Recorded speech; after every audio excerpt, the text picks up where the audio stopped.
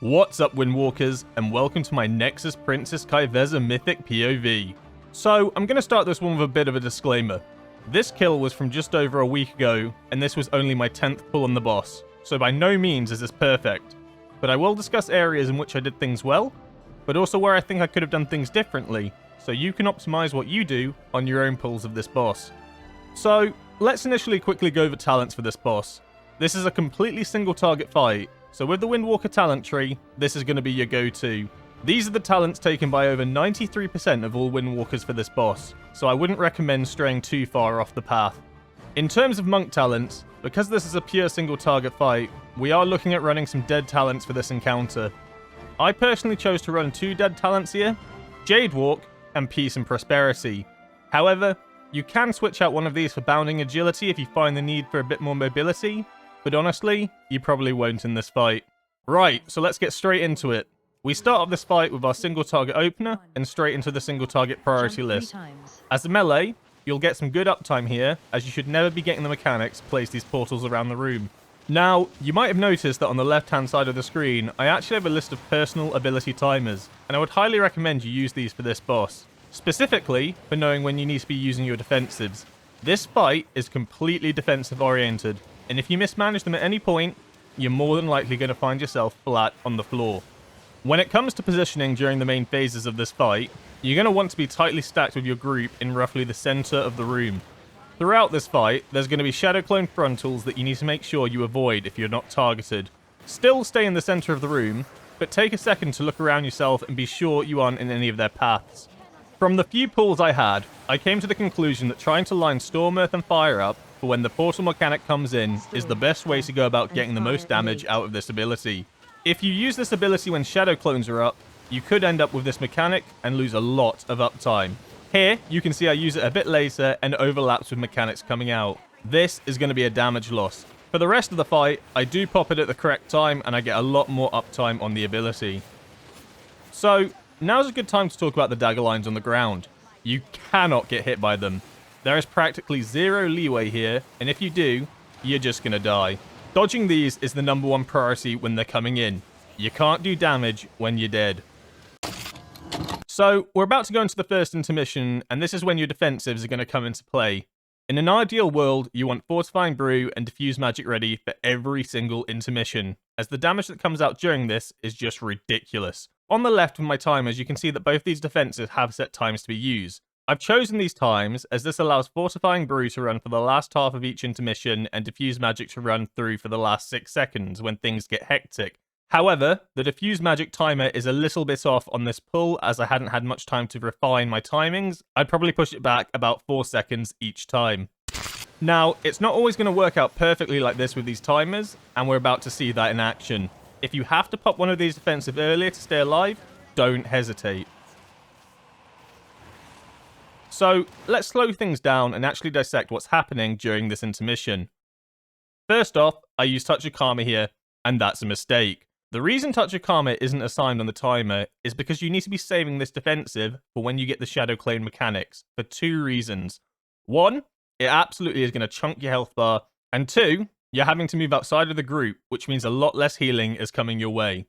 I do use Fortifying Brew here a bit earlier than expected because I get one of the line mechanics on me and I don't want to risk dropping health here when I have the defensive available.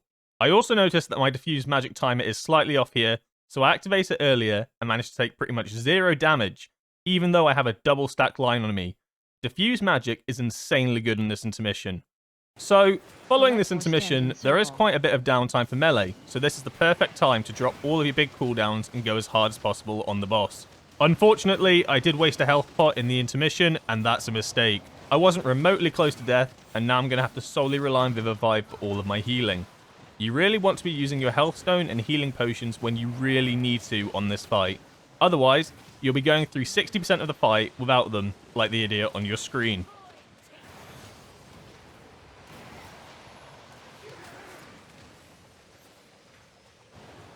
I get really lucky here and don't get one of the Shadow Clone mechanics. If I did, there was a good chance I would have died, as I have no defenses available for this. It's super important to have Karma up for when these come in.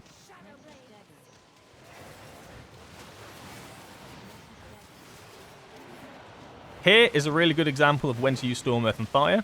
The daggers have just finished and we're going into the portal phase, which means there's nothing to really worry about, and you can hit the boss as hard as possible for a bit. Plus, it lines up pretty nicely with Strike of the Windlord.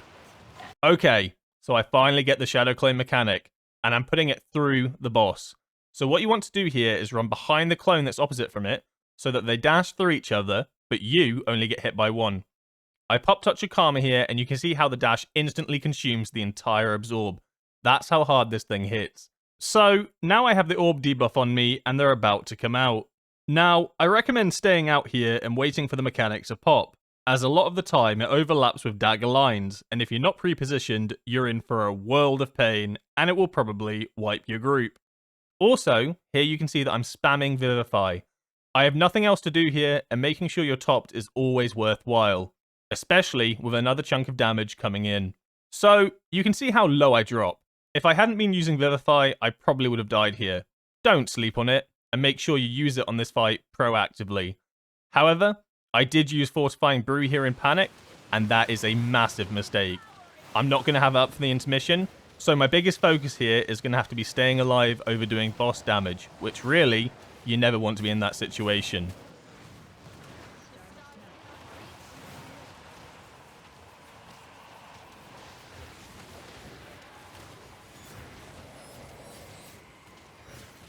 Fortifying Brew innate.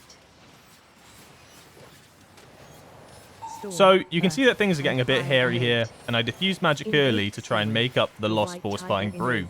This is another mistake that stems back to using the brew, and as a result, diffuse magic falls off before the big final hit. I am the luckiest monk in the world to still be alive right now. I must have been at about 11% health, which is 1% off of death. I reiterate, defensive timings are everything on this fight. Anyway, so we finished the intermission and now for some downtime.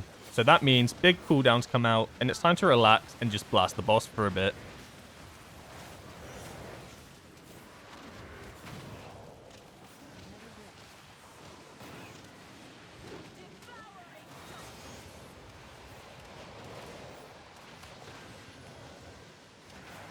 I ignore my weak aura timer here as well, as I know it's off and I don't want to use Storm, Earth and Fire as the dagger lines are coming out.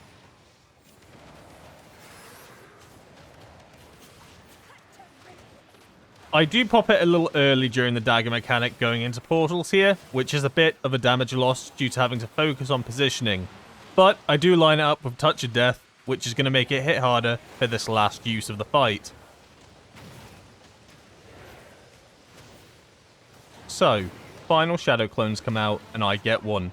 Once again, I go behind the clone opposite to it and pop Touch of Karma to negate the massive damage.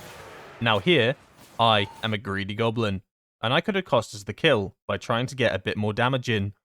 Daggers are coming in, and if I die within the center, it's over.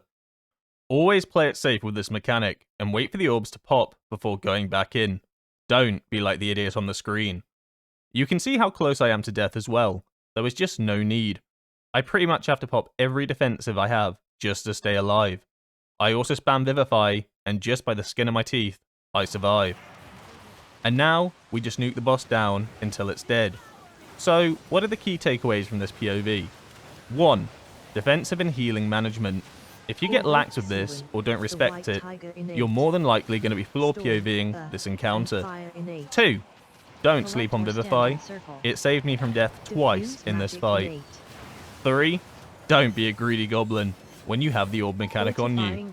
You don't want to be the reason your group wipe on 5% health, especially if it's your first kill. Finally, here's the damage breakdown for anyone interested. You can see the work that Storm, Earth and Fire puts in on this fight, so managing when you use this ability is key, especially for optimum uptime. Other than that, thank you for watching this video, and good luck on your first kill.